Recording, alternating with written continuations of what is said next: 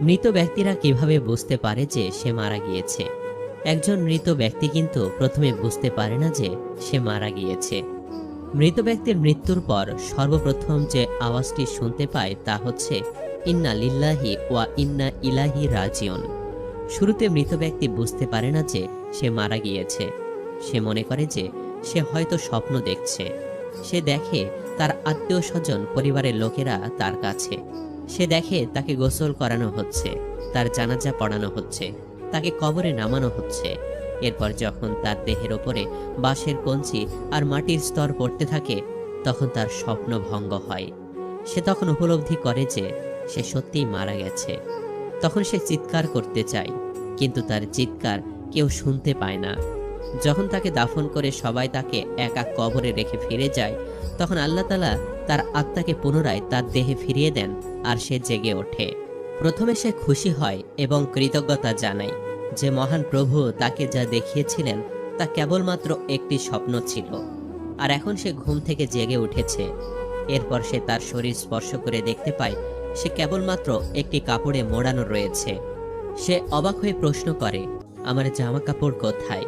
তারপর সে বলতে থাকে, আমি কোথায় আছি? এই জায়গাটা কোথায়?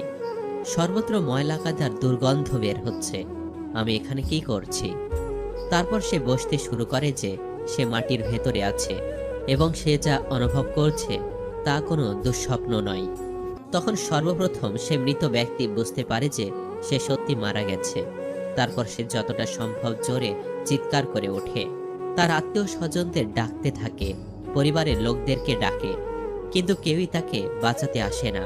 অতঃপর সে ব্যক্তি আল্লাহকে ডাকে। সে বুঝতে পারে এই মুহূর্তে আল্লাহ রাব্বুল আলামিন তার একমাত্র ভরসা এবং আল্লাহর কাছে কান্নাকাটি শুরু করে, ক্ষমা প্রার্থনা শুরু করে। সে বলতে থাকে, হে আল্লাহ, আমাকে ক্ষমা করো। হে আল্লাহ, আমাকে ক্ষমা করো। যদি সে একজন নেককার বান্দা হয়, তাহলে তখন তার কাছে হাস্যোজ্জ্বল মুখে দুজন ফেরেশতা আসে। তারা তাকে সান্ত্বনা দিতে থাকে। আর যদি সে খারাপ মানুষ হয়, তাহলে ভয়ঙ্কর চেহারা দুইজন ফেরেশতা এসে তার ভয় আরো বাড়িয়ে দিবে। তারা তাকে ভয়াবহ নির্যাতন করবে। তার উপর কবরের আযাব শুরু হয়ে যাবে। কবরের আযাব সম্পর্কে হাদিস থেকে জানা যায়, কাফের, মুনাফিক ও পাপিষ্ঠ ব্যক্তিদের যখন কবরে জিজ্ঞাসা করা হবে, ওই ব্যক্তির ব্যাপারে তুমি কি জানো? সে বলবে, আমি কিছুই জানি না। লোকজনের মুখ থেকে যা শুনেছি আমিও তাই বলতাম। তখন তাকে লোহার হাতুড়িতে পেটানো হবে। সে বিকট শব্দে চিৎকার করবে, যা মানুষ ও জিন ছাড়া অন্য সকল প্রাণী শুনতে পাবে। বুখারী শরীফ। প্রিয় দর্শক,